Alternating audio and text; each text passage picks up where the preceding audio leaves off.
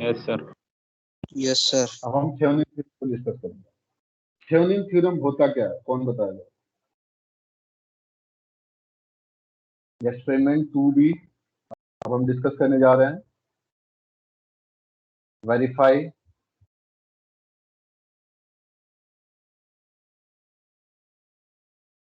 Thevenin theorem.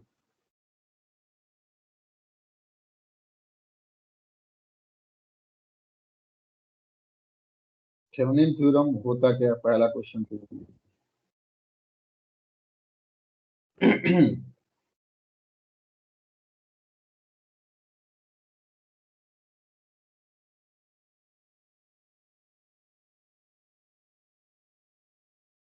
बताओ भाई, पढ़ लिया होगा ना थेवेनिन थ्योरम तो? Hello, yes sir. Yes sir. Explain करो, बस सिंपल, डरो मत बच्चों, एक्सप्लेन करो, जो आता है वो बोलो। क्या होता है थेवेनिन थ्योरम? सर, एक linear bilateral or complex circuit having active or passive elements can be converted into Thevenin's equivalent circuit, in मतलब which थेवेनिन इक्विवेलेंट का क्या है? sir VTH is Thevenin voltage or RTH is Thevenin resistance. ठीक, देखो आपके first year में क्या है ना, अभी सारा कुछ डीसी के टर्म में ही है, तो हम फर्स्ट ईयर में डीसी के टर्म में ही बात करते हैं, तो इसलिए हम रेजिस्टेंस की बात करते हैं। अदरवाइज तो इम्पीडेंस का रोल होता है, इम्पीडेंस का मतलब रजिस्टर, इंडक्टर और कैपेसिटर सबका रोल होता है। क्लियर? लेकिन आपके फर्स्ट ईयर का जो सिलेबस है वो इस हिसाब से डिजाइन किया था कि आप डीसी नेटवर्क थ्योरम ही पढ़ें। थेवेनिन थ्योरम, जैसे लॉजिक, क्या लिखना है क्या नहीं लिखना है, पॉइंट क्या होना चाहिए, पहला चीज, in any linear bilateral network, linear bilateral consisting active passive elements. कोई भी लीनियर बाइलेटरल नेटवर्क में ही आप थेवेनिन थ्योरम अप्लाई कर सकते हैं। लीनियर बाइलेटरल नेटवर्क में एक्टिव एलिमेंट और पैसिव एलिमेंट दोनों आ जाता है। क्लियर? आप कोई भी नेटवर्क डिजाइन करते हैं तो उसमें एक्टिव और पैसिव एलिमेंट दोनों होते हैं। सोर्स और पैसिव एलिमेंट अगर की बात करें वो लीनियर होना चाहिए। वो लीनियर होने का मतलब क्या होता है कि रजिस्टर, इंडक्टर एंड कैपेसिटर, इसके अलावा और कुछ नहीं। और इंडक्टर और कैपेसिटर भी होंगे तो उनके पास इनिशियली कोई एनर्जी स्टोर नो।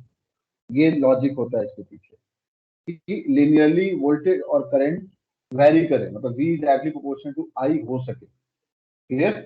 ठीक है, तो किसी भी लीनियर बाइलेटरल सर्किट में कोई भी कॉम्प्लेक्स नेटवर्क हो, क्लियर, जैसे लैंग्वेज बढ़ाने के लिए आप ऐसे भी लिख सकते हैं, linear bilateral circuit which consist active and passive element. Clear? जैसे बच्चे ने बताया, एकदम सही बताया। तो आप लैंग्वेज बढ़ाने के लिए भी लिख सकते हैं कि which consist active and passive element. Obvious सी बात है, बिना सोर्स के तो हम वोल्टेज और करंट की बात तो कर नहीं पाएंगे। जब तक सोर्स नहीं होगा किसी भी सर्किट में, करंट के बारे में बात कर ही नहीं सकते हैं, क्योंकि उसी की वजह से वोल्टेज होना है या फिर करंट होना है। क्लियर? तो लीनियर बाइलेटरल सर्किट में या लीनियर बाइलेटरल नेटवर्क में, जो कि एक कॉम्प्लेक्स नेटवर्क होता है, उस कॉम्प्लेक्स नेटवर्क को हम एक इजी नेटवर्क में एक थेवेनिन इक्विवेलेंट सर्किट से रिप्लेस कर देते। आपका होता है थेवेनिन थ्योरम। यानी कोई भी कॉम्प्लेक्स नेटवर्क है, जैसे मान लीजिए कॉम्प्लेक्स नेटवर्क है, मैं ब्लॉक से रिप्रेजेंट कर रहा हूँ, ये एक LTI है, एक लीनियर टाइम इनवेरिएंट नेटवर्क है। क्लियर? ये नोड A और B हो गया। इस नेटवर्क को, जिसमें एक्टिव एलिमेंट, पैसिव एलिमेंट, और passive element must be linear, यानी रजिस्टर, इंडक्टर एंड कैपेसिटर, इस नेटवर्क को हम रिप्लेस कर देते हैं थेवेनिन इक्विवेलेंट सर्किट से। तो थेवेनिन इक्विवेलेंट सर्किट कुछ होता नहीं है, वो एक प्रैक्टिकल वोल्टेज सोर्स होता है। प्रैक्टिकल वोल्टेज सोर्स की बात करें तो ये एक वोल्टेज हो गया और उसके सीरीज में उसका इंटरनल रेजिस्टेंस हो गया। क्लियर? यानी ये जो सर्किट है ये रिप्लेस हो रहा है VTH और R, यानी एक प्रैक्टिकल वोल्टेज सोर्स से हम इसको रिप्लेस कर देते। क्लियर? और ये नोड A और B हो जाता है। यही आपका थेवेनिन थ्योरम होता है। क्लियर? ठीक है? हेलो, लॉजिक क्लियर है क्या बोल रहा हूं मैं? Yes sir. अगर मान लो इसके अक्रॉस कोई लोड रेजिस्टेंस लगा हुआ है, मैंने मान लिया कि RL लगा, जब हम इसको A और B के अक्रॉस इसको को थेवेनिन इक्विवेलेंट सर्किट से रिप्लेस कर देंगे तो ए और बी के अक्रॉस जो लोड रेजिस्टेंस था उस लोड रेजिस्टेंस को लगा भी देते हैं, क्योंकि लोड रेजिस्टेंस, क्योंकि सर्किट तो आपका चेंज हुआ नहीं, सर्किट का बिहेवियर वही है, बट आपने एक कॉम्प्लेक्स नेटवर्क को, एक कॉम्प्लेक्स एलटीआई को आपने रिप्लेस कर दिया प्रैक्टिकल वोल्टेज सोर्स में। आपने एक बहुत ही इजी फॉर्म में प्रैक्टिकल वोल्टेज सोर्स में रिप्लेस कर दिया, और इसका मैथमेटिकल एनालिसिस बहुत इजी होता है, क्योंकि एक सीरीज सर्किट हो गया, सीरीज सर्किट हो गया, आपको आईएल की वैल्यू निकालनी है, तो आईएल की वैल्यू क्या हो जाएगी, VTS upon RTS plus RL के बराबर हो जाएगी। आप इजीली इसको कैलकुलेट कर सकते हैं। यहाँ पे क्या होता है, यहाँ पे मान लो कोई सर्किट ऐसे होती, ऐसे कोई सर्किट होती, कॉम्प्लिकेटेड, बहुत ही कॉम्प्लिकेटेड सर्किट मान लो मैं बना दे रहा हूँ, ऐसे सर्किट हो, और यहाँ पे आपका लोड रेजिस्टेंस लगा हुआ है, ये आरएल होता है। तो यहाँ पे इस सर्किट को सॉल्व करके इसमें करंट का वैल्यू निकाल, और इस सर्किट को इस थेवेनिन इक्विवेलेंट सर्किट से रिप्लेस करके तब करंट की वैल्यू निकालना। करंट की वैल्यू तो सेम ही मिलेगा ना, अलग तो हो नहीं जाएगा। इस सर्किट को थेवेनिन इक्विवेलेंट सर्किट से रिप्लेस कर दोगे तो क्या करंट की वैल्यू अलग हो जाएगी, जो आरएल में करंट फ्लो हो रहा है। हेलो, जो ए और बी के अक्रॉस आरएल लगा हुआ है उसमें जो करंट फ्लो हो रहा है आई, क्या वो चेंज हो जाएगा? हेलो हेलो सर आवाज सर। ब्लैक हुई थी सर, दोबारा बोल दीजिए। ये कह रहा हूँ, ये एक कॉम्प्लिकेटेड सर्किट है। यार ये ए नोड और बी नोड है, इसमें आरएल के अक्रॉस करंट निकालना है कि आरएल में कितना करंट फ्लो हो रहा है। आप केवीएल केसीएल अप्लाई करके इसको निकालेंगे। अगर मैं इस ए और बी नोड के अक्रॉस लोड के अलावा बाकी जितने भी एलिमेंट्स होते हैं उसको मैंने रिप्लेस कर दिया थेवेनिन इक्विवेलेंट रेजिस्टेंस और थेवेनिन इक्विवेलेंट वोल्टेज सोर्स से, यानी एक प्रैक्टिकल वोल्टेज सोर्स से मैंने इसको रिप्लेस कर दिया, तो क्या होगा, इस सर्किट का ज्यादा आसान होगा या इसका आसान होगा? हेलो, यहाँ से करंट, मैं ये कह रहा हूँ आईएल फाइंड आउट करना यहाँ से ज्यादा इजी रहेगा कि यहाँ से ज्यादा इजी होगा? सिंपल, मैं मेरा क्वेश्चन ये है। थेवेनिन से सर। तो थेवेनिन थ्योरम का यही एक सबसे बड़ा एडवांटेज होता है। आप जब सेकेंड ईयर में, तो मशीन में थेवेनिन थ्योरम का बहुत ही अच्छा यूज है। आप एक कॉम्प्लिकेटेड इंडक्शन मशीन को थेवेनिन इक्विवेलेंट सर्किट से रिप्लेस करके कैसे कैलकुलेशन इजी करते हो वो चीज बताया जाएगा। आप पावर सिस्टम में जब आओगे तो फॉल्ट एनालिसिस पढ़ोगे, वहां पे कैसे हम, जो ये ताना बुना है, जो एक नेशनल ग्रिड है, एक पर्टिकुलर लोकेशन पे फॉल्ट हो रहा है, तो उसे एज ए लोड कंसीडर करते हुए बाकी सारे सर्किट को थेवेनिन इक्विवेलेंट सर्किट से रिप्लेस करके कैसे हम एनालिसिस करते हैं, वो चीज देखेंगे। तो थेवेनिन थ्योरम का बहुत ही प्रैक्टिकल यूज होता है, और ये क्वेश्चन एग्जाम में पूछता भी है कि what is the practical use of Thevenin theorem. Simple इसका यूज है, आप मशीन में यूज करते हैं, इंडक्शन मशीन में, फिर आप पावर सिस्टम में फॉल्ट निकालने के लिए यूज करते हैं, फॉल्ट करंट की वैल्यू क्या होगी, ये सारे इसके प्रैक्टिकल अप्रोच है। ठीक है, तो अगर थेवेनिन थ्योरम आपको लैंग्वेज में लिखना है तो क्या लिखेंगे? In any linear bilateral complex network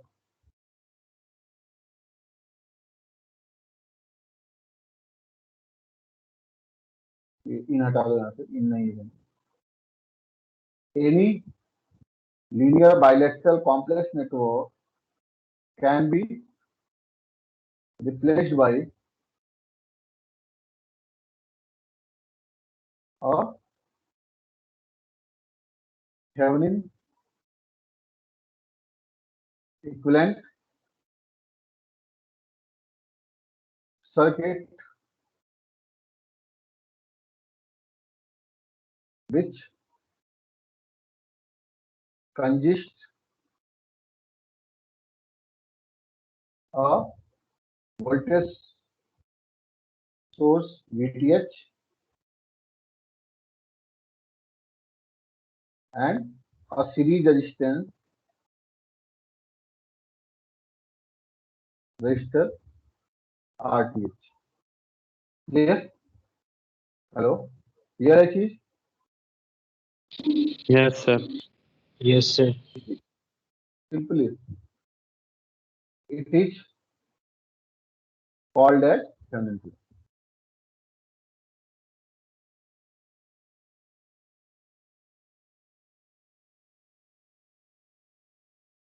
इसी को हम थेवेनिन थ्योरम कहते हैं। अगर इसको थोड़ा सा और आपको लैंग्वेज देना है तो any linear bilateral complex network which has active and passive elements, बस और थोड़ा सा लाइन बढ़ गया, can be replaced by a Thevenin equivalent circuit which consists of voltage source VTH and a series resistor RTH. It is called as Thevenin theorem. Clear? अब VTH और RTH निकालते कैसे हैं? मेन तो चीज यही आता है ना कि आपने ठीक कर दिया, आपने बहुत अच्छा काम किया, आपने एक प्रैक्टिकल वोल्टेज सोर्स में यानी थेवेनिन इक्विवेलेंट सर्किट में उसको रिप्लेस कर दिया, लेकिन ये VTH और RTH आप निकालते कैसे हैं, ये चीज जानना जरूरी है। तो जैसे मान लो ये कोई कॉम्प्लेक्स आपका ADI था, ये कॉम्प्लेक्स नेटवर्क था, क्लियर? ये नोड A और B मान लिया हमने, और यहाँ पे मान लिया कि ये रेजिस्टेंस मेरा RL था, ठीक है। अब मुझे इसको रिप्लेस कर दिया मैंने एक थेवेनिन इक्विवेलेंट सर्किट से, ये मेरा थेवेनिन सर्किट हो गया, कॉम्प्लेक्स नेटवर्क को हमने रिप्लेस कर दिया A और B को, ठीक है। ये मेरा RTH हो गया और ये मेरा VTH हो गया, और इसके अक्रॉस मैंने क्या कर दिया, फिर से लोड को अटैच कर दिया। ये जो मेरा लोड है ये मैंने A और B के अक्रॉस अटैच कर दिया लोड, क्लियर? अब समस्या ये होती है कि VTH और RTH फाइंड आउट कैसे करते हैं। तो VTH क्या होता है, कौन बताएगा?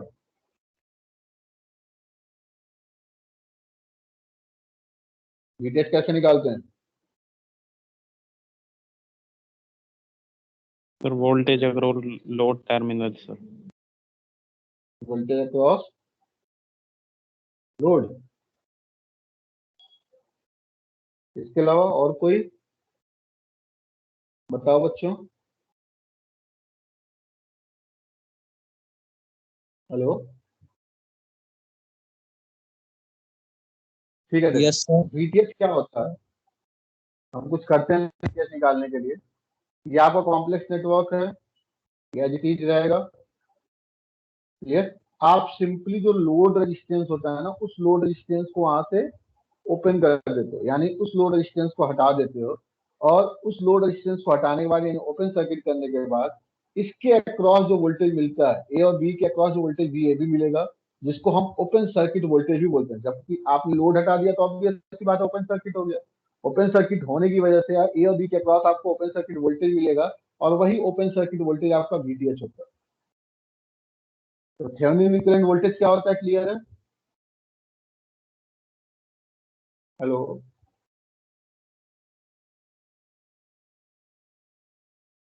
बच्चों? Yes sir. Thevenin equivalent voltage simply आपका जो लोड है जिसमें आपको करंट मान लो निकालना है, उस लोड को आप उस सर्किट से हटा दोगे, तो सर्किट से हटाओगे तो A और B के अक्रॉस कुछ नहीं रह जाएगा, यानी ओपन सर्किट हो गया। और वही ओपन सर्किट वोल्टेज A और B नोड के अक्रॉस जो वोल्टेज होता है वही VTH के बराबर होता है, क्लियर? ठीक है। अब हम यस बात सर। करेंगे RTH। RTH कैसे निकालते हैं, किसी को पता है? RTH कैसे निकालते हैं? आपके सिलेबस में डिपेंडेंट सोर्सेस हैं? हेलो सर बस सर डायग्राम ज्यादा नहीं है, बनवाए इंट्रोडक्शन है बस। डायग्राम बनवाए हुए हैं बस। डिपेंडेंट सोर्स नहीं है ना?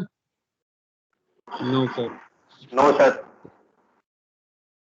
देखो RTH निकालने के दो तरीके, मतलब दो तीन तरीके होते हैं, ठीक है। फाइंड RTH,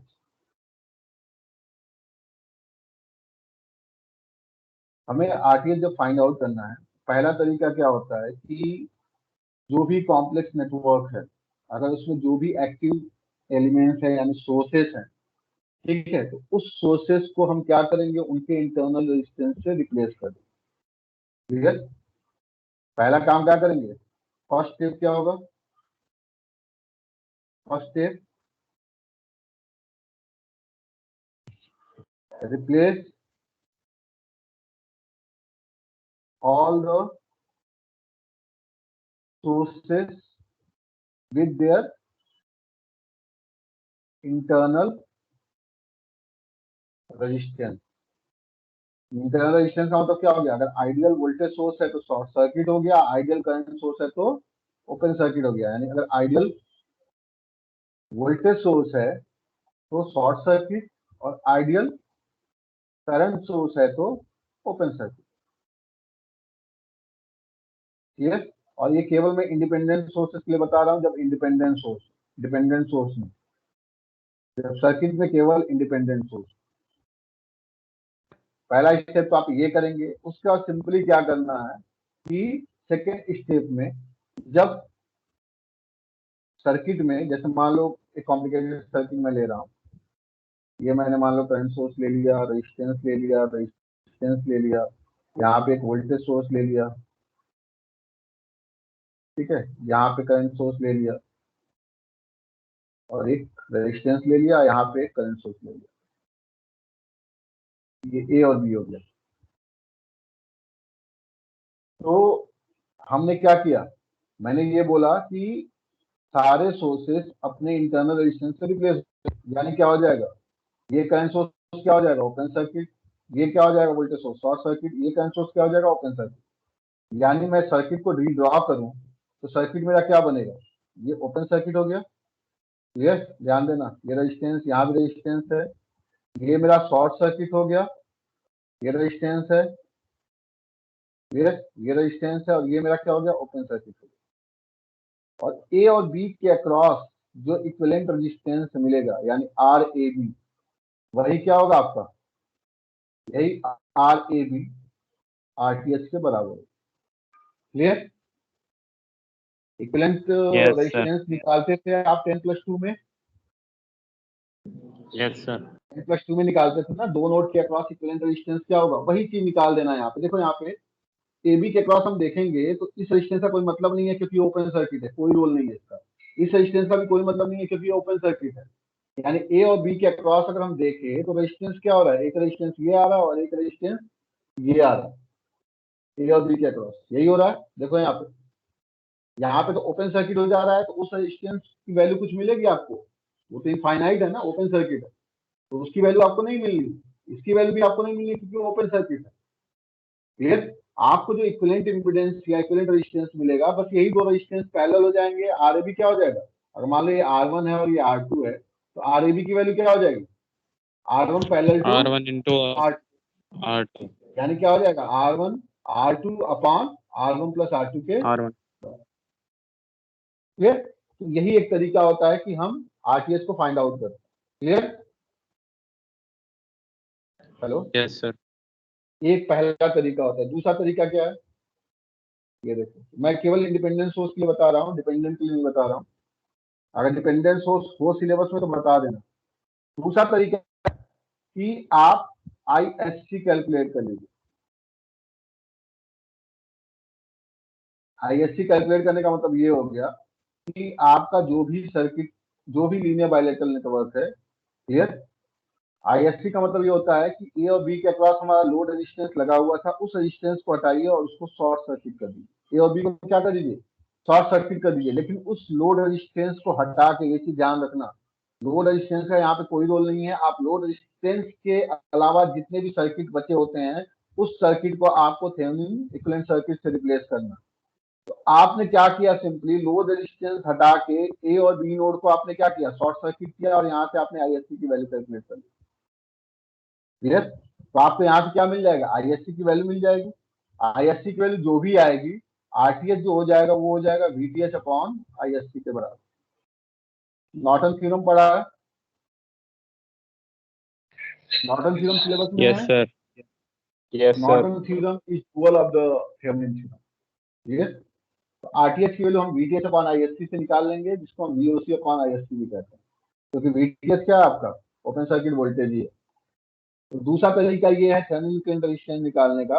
आप सोर्स को कुछ रिप्लेस वगैरह मत करिए, आप सिंपली शॉर्ट सर्किट करिए ए और बी नोड को by replacing load resistance with short circuit, और उसके बाद आईएससी कैलकुलेट करिए और वीटीएच आपके पास अवेलेबल है ही, आरटीएच की वैल्यू वीटीएच अपॉन आईएससी के बराबर हो जाएगी। क्लियर है?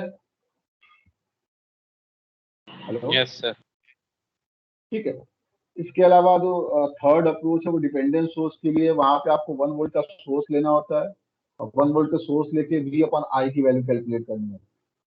वहां पे भी आप वही काम करेंगे, डिपेंडेंट सोर्सेस को उनके इंटरनल रेजिस्टेंस से रिप्लेस करके डिपेंडेंट सोर्स वैसे ही सर्किट में बने रहेंगे, तो डिपेंडेंट सोर्स को आप कुछ नहीं कर सकते। क्लियर? और उसके बाद आप ये एज्यूम करेंगे करंट इतना फ्लो हो रहा है, उस 1 वोल्ट के वजह से जितना करंट फ्लो होगा वोल्टेज अपॉन करंट से हम रेजिस्टेंस की वैल्यू निकालते हैं, केवल डिपेंडेंट सोर्स के लिए। आपके सिलेबस में मेरे ख्याल से डिपेंडेंट सोर्स होगा भी नहीं।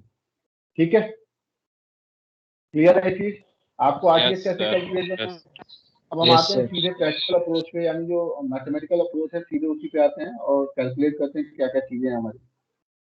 फिर से वही काम है, यहाँ पे सर्किट वही दिया हुआ है आपको, वही टी नेटवर्क दिया हुआ है। एक्सपेरिमेंट की बात अब करने जा रहा हूँ मैं। ठीक है? यहाँ पे आपको एक सोर्स दिया हुआ है, डीसी सप्लाई दिया हुआ है 30 वोल्ट का।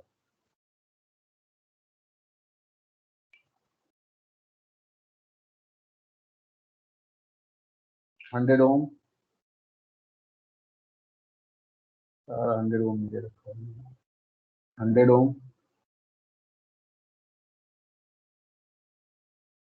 100 ओम, और यहाँ पे लोड रेजिस्टेंस है, ये भी आपका 100। ये यानी आपको जो थेवेनिन इक्विवेलेंट सर्किट ड्रॉ करना है वो किसका ड्रॉ करना है? किसका ड्रॉ करना है? जो रेड वाला पोर्शन है केवल इसी का थेवेनिन इक्विवेलेंट सर्किट आपको ड्रॉ करना है। ब्लैक वाला तो लोड है। क्लियर? ये आपका आर है। ठीक है? कई लोग क्या करते हैं, इसको भी ले लेते हैं। ये चीज ध्यान रखना है। यानी थेवेनिन इक्विवेलेंट सर्किट हमें जो रिप्लेस करना है वो किसका बनाना है? इस सर्किट का।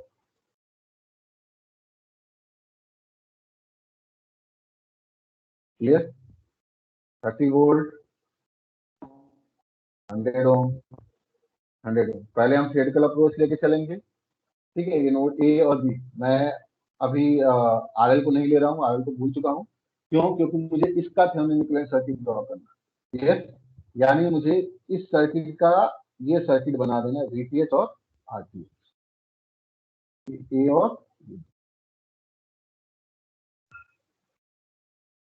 ठीक है? प्रैक्टिकल अप्रोच तो बाद में देखेंगे, हम पहले थ्योरेटिकल अप्रोच देख लेते हैं। ये तो ऑलरेडी ओपन सर्किट है, यानी ये वोल्टेज क्या हो जाएगा? वीटीएच के बराबर। ठीक है? वीटीएच इक्वल टू वीएबी के बराबर हो जाएगा। वीटीएच की वैल्यू कैलकुलेट कर ले, बताओ कितना आएगा? कोई बता सकता है वीटीएच की वैल्यू कितनी आएगी? इस सर्किट में वीटीएच की वैल्यू कितनी आएगी?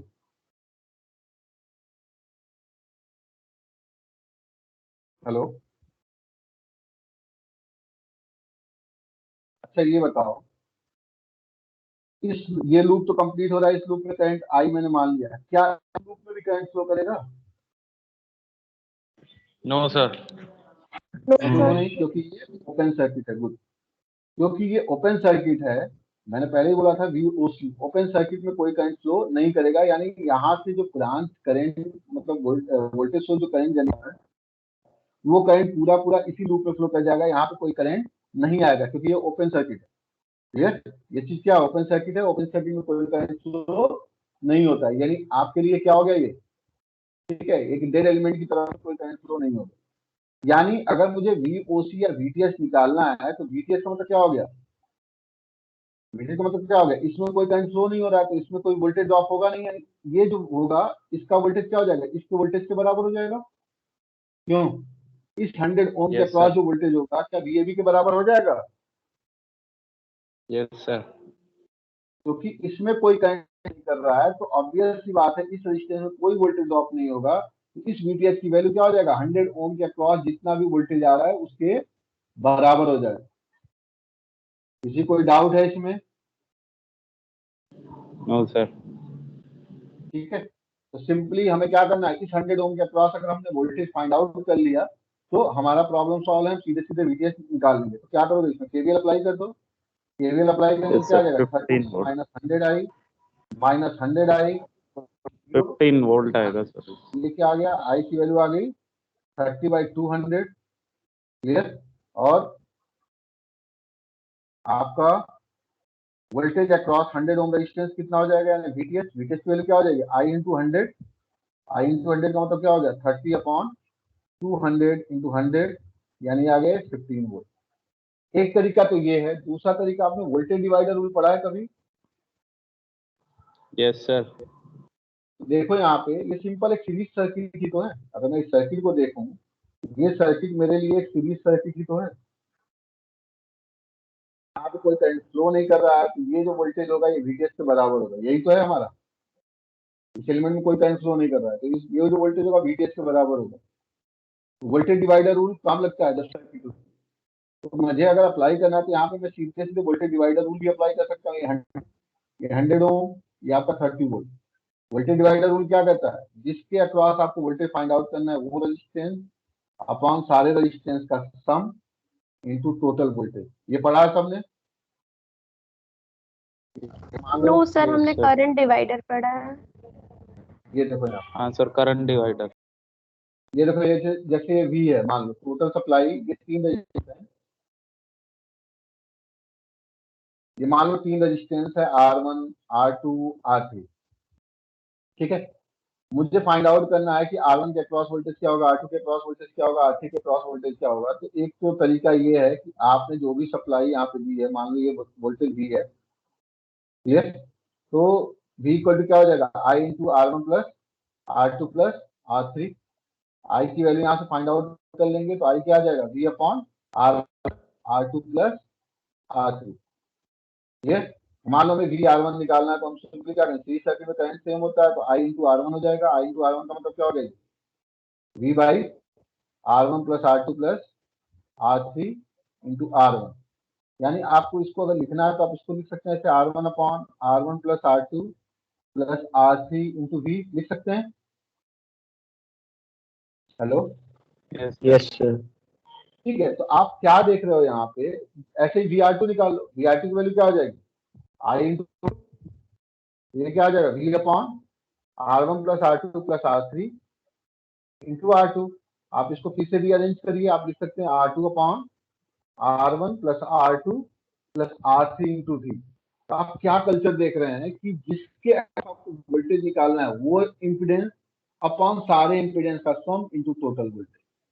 यानी अगर सीरीज सर्किट है तो सीरीज सर्किट में आप वोल्टेज डिवाइडर रूल लगा सकते हैं।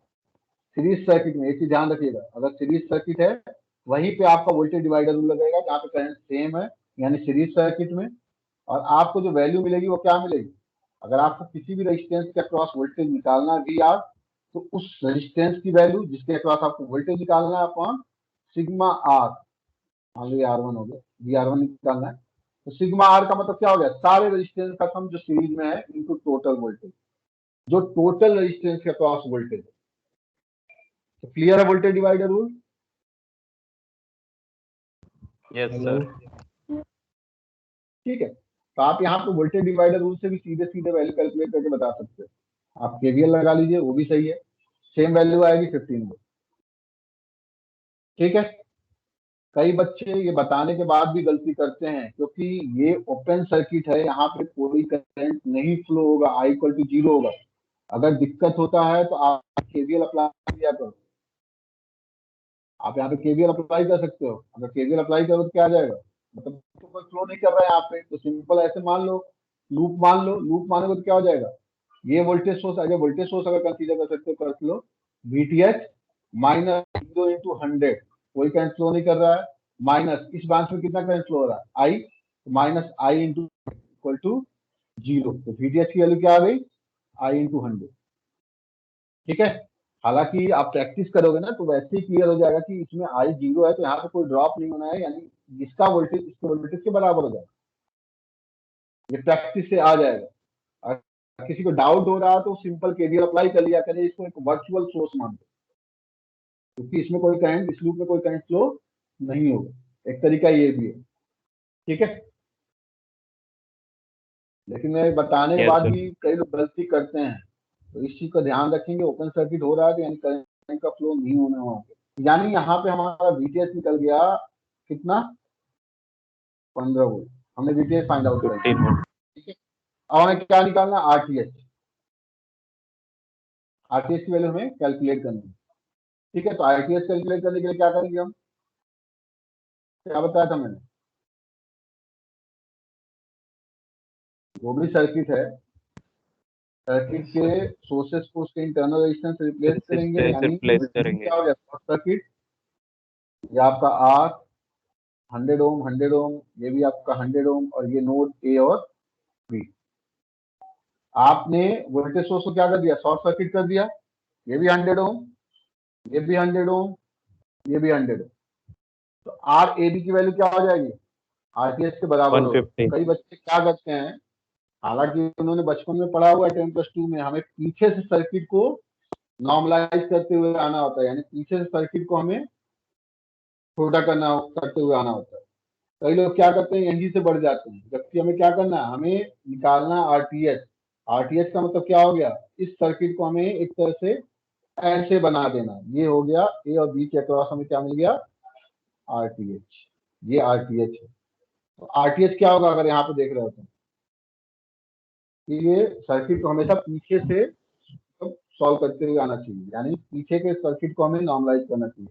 ये 100 ओम क्या हो गया एक दूसरे के पैरेलल में. पैरेलल, यानी 100 पैरेलल टू 100। फिर उसके बाद क्या आ जाएगा, जो वैल्यू मिलेगा इसके क्या हो जाएगा, सीरीज में. सीरीज, यानी सीरीज का मतलब हम प्लस ले लेते हैं, ठीक है। यानी पीछे से हम नॉर्मलाइज करते हुए आएंगे और ए और बी के अक्रॉस देखेंगे, यानी ए और बी से हम देख रहे हैं कि हमारा इक्विवेलेंट रेजिस्टेंस क्या होता है। तो यहाँ पे क्या 100 पैरेलल टू 100 का मतलब क्या हो गया, 100 × 100 50. अपॉन 100 प्लस 100 प्लस 100, ठीक है, यानी 50 प्लस 100 यानी 150 है, ठीक है। हमें क्या मिल गया, RTH मिल गया। तो हमें इक्विवेलेंट सर्किट मिल गया, ठीक है। एक तरीका तो ये है RTH फाइंड आउट करने का। दूसरा तरीका मैंने क्या बताया था, दूसरा तरीका क्या बताया था, ISC फाइंड करना. ISC, यानी ए और बी को आप शॉर्ट सर्किट कर दीजिए। मैंने कर दिया इसको शॉर्ट सर्किट, ए और बी को, ठीक है। और ये हो गया मेरा ISC। ISC की वैल्यू फाइंड आउट करो, क्या होगा यहाँ पे, ये कितना था हमारा 30 वोल्ट, बाकी सारे 100 ओम है। ISC क्या आ जाएगा, जल्दी बताओ जी। KCL अप्लाई करके निकाल लोगे ना। Hello, Yes, sir.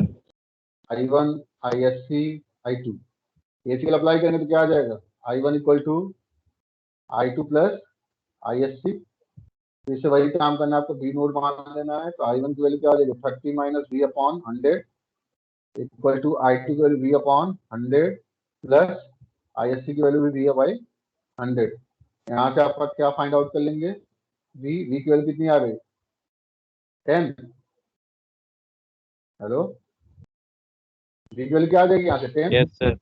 10. ISC की वैल्यू आ जाएगी V/100 यानी 10/100, यानी कितना आ गया, 0.1 एम्पियर, ठीक है। VTH की वैल्यू कितनी निकाली थी हमने, 15 volt. कितनी निकाली थी, 15 volt. क्या बन जाएगा, VTH अपॉन ISC, क्लियर। 15/0.1 कितना आ गया, ये 50 आ 150. गया। सेम वैल्यू आएगी, कुछ अलग नहीं है, क्लियर। तो ऐसे हम थेवेनिन इक्विवेलेंट रेजिस्टेंस निकाल सकते हैं, ठीक है। यहाँ आप मुझे KCL लगाना पड़ रहा है, मैं तो इसको डायरेक्ट वो जो करंट डिवाइडर है वहां से कैलकुलेट कर सकता हूँ। I1 की वैल्यू डायरेक्ट फाइंड आउट करके भी कैलकुलेट कर सकता हूँ। आपको पता है 100 पैरेलल 50 ओम हो गया, 50 ओम प्लस 100 ओम 150 हो गया। तो I1 की वैल्यू कितनी आ जाएगी, 30/150 एम्पियर, यही आएगा ना। ये जो करंट आ रहा है इसका वैल्यू क्या हो जाएगा, 100 पैरेलल 50 ओम इसके सीरीज में 150। तो I1 की वैल्यू क्या हो जाएगी, 30/150 एम्पियर के बराबर। और करंट डिवाइडर रूल से हम सीधे सीधे निकाल लेंगे तो ऑब्वियसली बात है सारी वैल्यू सेम है, तो ISC की वैल्यू जस्ट इसकी आधी आ जाएगी, I1/2 हो जाएगा। ये क्या आ जाएगा 15/150, फिर से वही चीज 0.1 एम्पीयर। ये सब प्रैक्टिस से होता है, आप भी प्रैक्टिस करोगे ना तो इसको बहुत जल्दी से कर सकते हो। आपको केसीएल, हालांकि केसीएल लगने में टाइम नहीं लग रहा है, तो केसीएल अप्लाई कर लिया। लॉजिक क्लियर है कैसे आप थेवेनिन इक्विवेलेंट रेजिस्टेंस निकालेंगे? Hello, yes sir. Yes sir. ठीक है, तो VTH Yes, का sir. RT निकाल लिया। अब क्या है, RL की वैल्यू भी आप कैलकुलेट कर सकते हो। तो सर्किट आपको पता है, सर्किट आपका ये है, VTH की वैल्यू कितनी निकली थी हमारी 15 वोल्ट, RTH की वैल्यू कितनी आई थी हमारी 150 ओम, और A और B के अक्रॉस हमें लोड को कनेक्ट कर देना है। लोड हमारा कितना था 100 ओम का।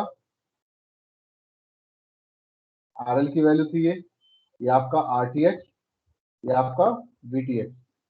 तो RL यानी इस लोड में क्या करंट फ्लो होगा IL की वैल्यू कितनी आ जाएगी VTH upon RTH plus RTH plus RL बराबर, यानी क्या आ जाएगा ये 15/150 250 प्लस 100, यानी कितना आ गया 50/250,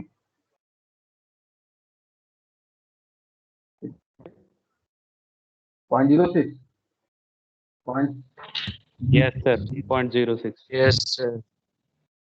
ठीक है। तो ये लोड करंट हमने थियोरेटिकल निकाल लिया। अब प्रैक्टिकल अप्रोच क्या होगा हमारा, ये देख लो। प्रैक्टिकल अप्रोच में कुछ करना नहीं है, बस सीधे सर्किट ही आपको बना देना है, मतलब VTH RTH निकाल लेना है।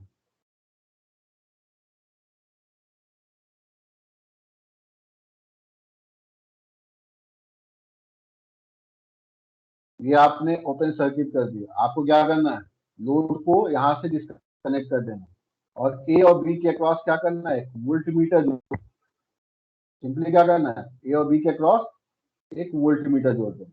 वोल्टमीटर जोड़ दोगे तो वोल्टमीटर आपको रीडिंग नहीं देगा, और वो रीडिंग क्या आएगी, वोल्टमीटर की जो रीडिंग आएगी किसके बराबर आएगी, 15 VTH वोल्ट VTH के VTH के बराबर ही आएगी। तो ये आपको रीडिंग मिल गया, मान लो VTH की रीडिंग मिल गई आपको, और ये VTH की रीडिंग आपको दे दे रहा है 14.98 वोल्ट। क्लियर? ठीक है। अब क्या करोगे आप, सेकेंड फेज में आपको RTH भी तो निकालना है। तो RTH निकालने के लिए हालांकि आप मल्टीमीटर से सिंपली क्या कर सकते हैं कि इसको कनेक्टिंग वायर से जोड़ के इसको शॉर्ट सर्किट करिए, और मल्टीमीटर यूज करके रेजिस्टेंस को मेजर कर लीजिए। एक तरीका ये है, देखो एक तरीका क्या है,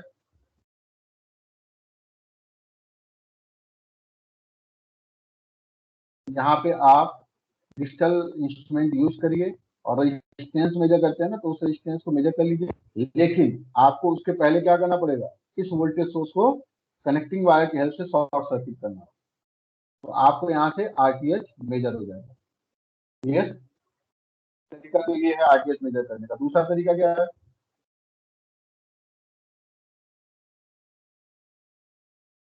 दूसरा तरीका आप सोर्स रहने दो,